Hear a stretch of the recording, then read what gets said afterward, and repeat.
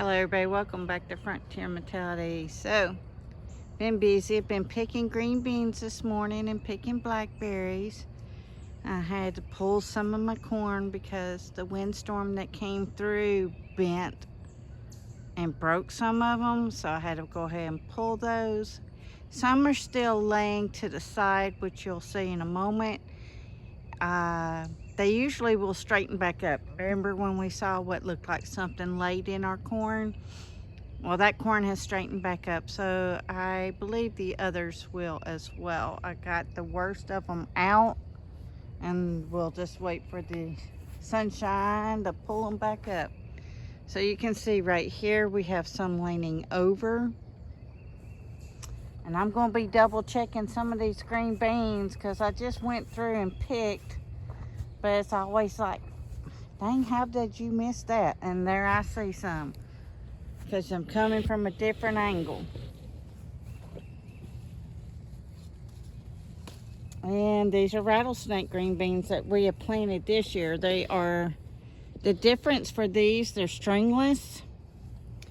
So it makes work easier, I guess you would say. They taste the same. So now you see this corn here and right here has fell over. I have pulled some that was in the middle. I'll go ahead and let y'all see where some is. It's just the wind was, we had a storm Monday night, and it was quite harsh, and things blew and became, we were watching it out the window, and I was like, is there a tornado warning? And Bruce was like, I don't think so. And we looked it up. It was just a severe thunderstorm. So that was thankful. So all this corn was laying down, and it's back up. Now this corn here's laying down, so we're waiting for the sunshine to pull it back up. Yeah, dang, missed a good bit.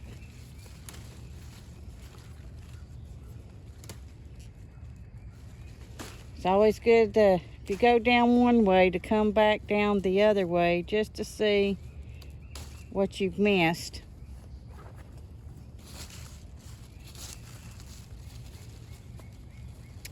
And some of them I'm leaving too because they're not quite big enough. So people often ask, how often do you pick green beans?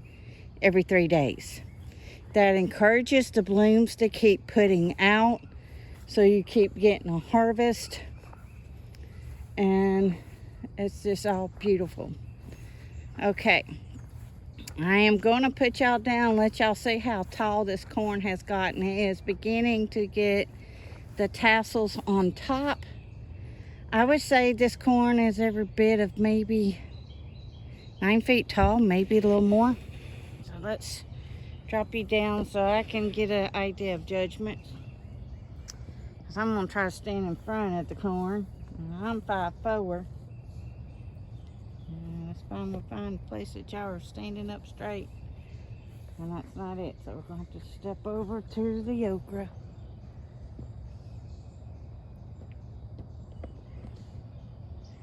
Oh, one maybe.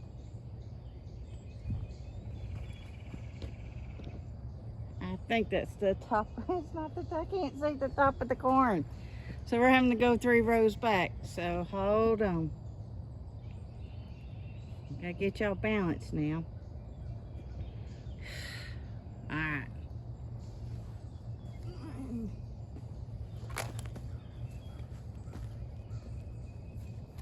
Alright. Where y'all at? There you are. Look how tall this stuff is. I'm reaching my hand up high. It's gotten really tall. Let's get back over all this okra, which is finally coming in. So the Star of David is this taller okra growing here that you see right here. This is the Star of David row. And then Bruce has come back and replanted. I'm trying to get y'all down so I don't kick. And okay. I'm also checking the squash and zucchini and cucumbers up here while I'm up here. So this is the blackberry patch that I've been picking out of, and it's doing quite well. So it's about the same every 3 days. Right now I'm coming up and I'm picking. The wild ones that we had in the yard are about played out, so these are a little bit longer. So we freeze them. I have been known to just can them in syrup. And any jellies that you ever make and your jelly fails and you're making kombucha, use that jelly in the kombucha. It really works well and it tastes well. Alright, so now here, the grass strips, there are actually ochre in them. As long as the heat starts coming up, they will outshine, like the Star David over here. They will start outshining the grass. And then over here we have the squash and the cucumbers. So we have summer squash and we have winter squash up here. So the winter squash is the butternut and the acorn squash. And we shall see as they grow in the tomatoes. You can see these two here have blight on them. This is the experiment, Bruce says, because we have so many tomatoes. He wanted to see how far the fruit would go with the blight. I think it's going to spread to the other tomato plants, but we're going to hope not. But we do, remember, have 30 down in the yard. Okay, let's y'all look at some baby butternut. Look how cute they are. And we've got some more right here. And what we like about butternut is that it will store in its whole form, just like the acorn squash will. You don't have to can it. You don't have to do anything to it. And now y'all can see the corn probably a little bit better right here where it fell down. All right, I'm gonna pause this as we walk back because I am carrying some bowls and it's just gonna be an awkward mess. But I want y'all to see, this is an 8-quart bowl here. And yes, that's what that is in there because I'm up here and snakes are usually up here. And then I got some blackberries there. I need to zoom us back out too before we get down in the yard. All right, hold please. All right, everybody, we're up here by the amethyst that was growing in the potato patch. Wanted to show you the progression of it. Do you see their little baby flowers coming in there? They're cone-shaped right now. The June bugs have also found it, but the flowers are still coming on. Bruce has planted some marigolds up here to kind of help them. I think I'm gonna have to tie this one up or help it. This one here, oops, let's see if we can get y'all around there, is also beginning to get its little cone flower. And the one on the end is also very impressive. Remember, this is my first year growing them, so I'm showing them off a little bit in their stages. It's supposed to be a grain like your foxtail mullet, and but y'all look at that. Isn't that just pretty? I mean, it's food and it's pretty. Remember, I can eat these leaves, but I'm more interested in the grain that's going to come off the flowers. All right, let's pause this. I hear a train too, so I'm going to pause as we get to the front yard. Well, that train must be a little further down the line than I thought. Wanted y'all to look at these beautiful hydrangeas. And they're beautiful puffy white. Okay, remember this tomato plant, or this windmill, is every bit of about 10 feet tall. Y'all, we're at the what is it, the point of the windmill. These are They're supposed to be cherry tomatoes, but they look like they're tomatoes now. But anywho, they're still growing big and strong. All right, here's the pepper patch. We have lost another pepper plant. Don't know what happened.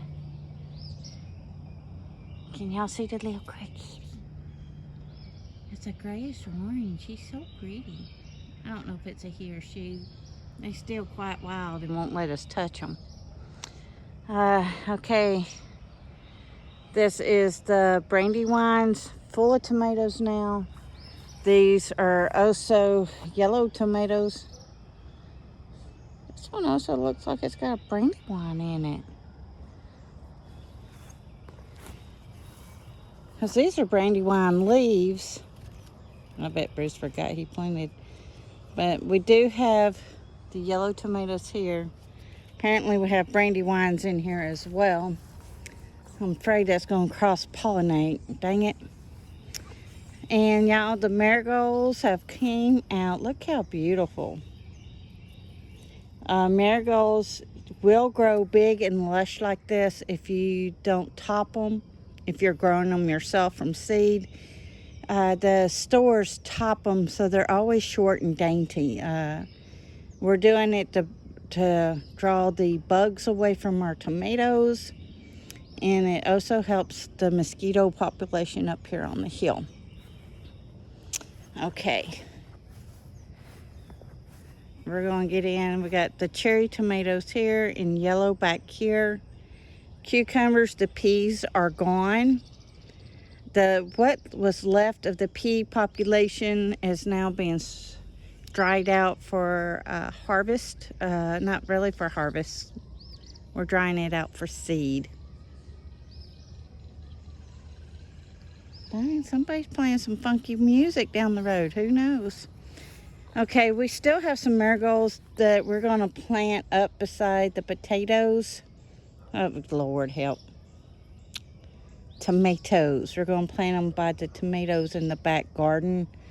We just haven't done it yet because we've been dodging rain showers and whatnot. The fig tree is looking well. And you know that I dug taters. And these are the blackberries that were in the yard that have now kind of played out here. So we might have to actually trim those. But I want to show y'all the ginger. They have the little palm leaves and they're beginning to pop up everywhere. I need to get in here and trim these blackberries over it and around it so it gets its sunshine that it needs. And the June bugs have found this blackberry bush and the knockout roses. Now you can see the popcorn corn here, and down on bottom is the sweet potatoes. So we ended up planting, I think, 64 total. And they're beginning to get their tassels on top too. So once their tassels start showing on top, let's see if I can find one a little closer. This is what I mean by tassels. So once these start coming up, then the ears start forming below. Oops, sorry y'all, bumped y'all again. The JoJo berries are finally liking this spot here, so we're letting them grow. We're gonna have to, what is that? That is a frog, okay. So we've got our honeydew right here under this corn here. We are getting squash and zucchini just about every other day now. And then we have some more over here. And this one is finally water falling down, which we wanted. This is also the honeydew, and then we have squash in the back. I think Bruce just planted, yeah, yellow crooks down here. Can we see? There it is. The strawberries are putting out their shoots. Those onions look pretty pitiful. We're slowly pulling them out because just so much rain. And it's still talking about us going to be in a severe drought later. So It's helping all the plants per se now, and we shall just wait and see. Okay, I picked a bowl full of blackberries yesterday, and looks like we're going to get another good bowl full today. I will just bring my bowl that I had from up there and bring it down. All right. Yes, proof. Do you see this one? Oh, I popped it off, but it is beginning to turn purple.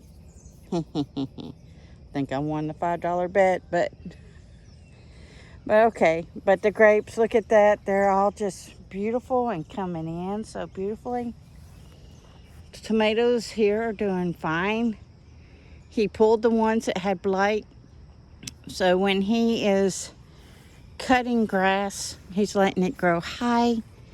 And then he's lining the rows to help smother out the weeds. Because once the tomatoes get real big, it would be too hard to bring a tiller in to go through it. Here's the acorn squash, and look at all these beautiful beets, y'all. I'm so excited. I just love beets. Okay. It's not long before we'll be having to cut these heads, flower heads off for the seeds on the carrots here. And a lot, see, I'm telling you, the wind was whipping it the other day and it's blown everything over. Let's see. We have a beautiful Queen Anne zucchini growing right here. It's probably about the size of a big pickle per se, or cucumber. Wanting pickles. And then we have these coming up here. Look at those. Aren't they they're just so pretty. All right, we're gonna have a chitty chat, and then I gotta get snapping and washing green beans and washing blackberries, because I will be canning later this evening. It's about getting too hot to can right now.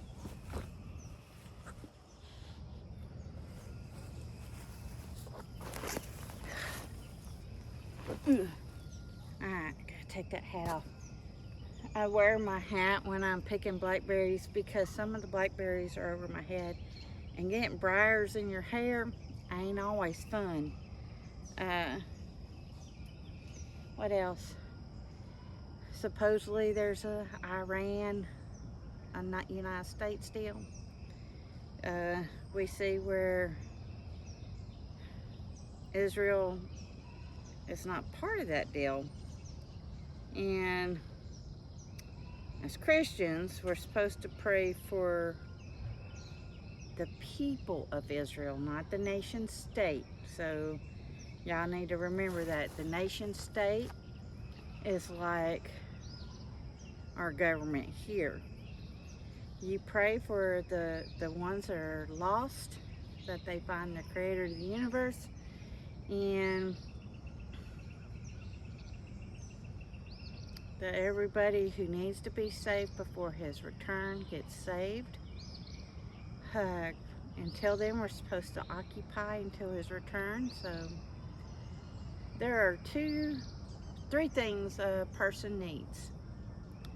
First and foremost, they need water. You can only live 3 days without it. And I mean, if you're eating and you're getting some type of water, okay? So 3 days with no food, no water, you're dead. You're gone. Next thing, you need food.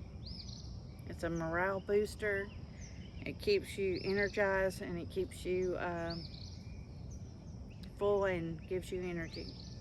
Third thing is shelter.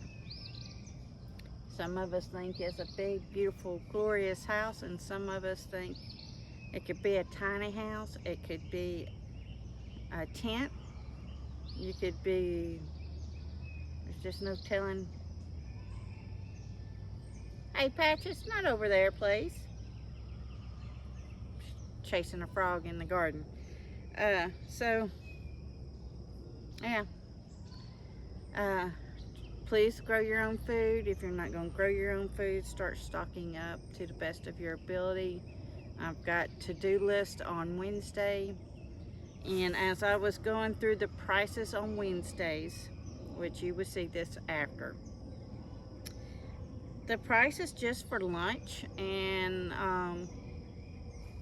getting enough for a year. Food for Patriots year for 3 meals a day was cheaper than buying it right now at the grocery store for 1 meal a day. So that should tell you something. Everything is going to keep going up at your grocery stores. If you can think about buying the Food for Patriot for a year, go ahead and do that, and go ahead and start eating on it. Remember, we try to get up to years of storage in case of crop failure, and crop failure can be from wind damage, too much rain, flooding it out, tornadoes, too much heat going into droughts. That's crop failure. And sorry, squirrel moment cues behind me. So try your best to grow as much as you can and stock up what you can't grow. Alright, everybody, please stay safe, please get ready, and please get prepared. Frontier Mentality signing out.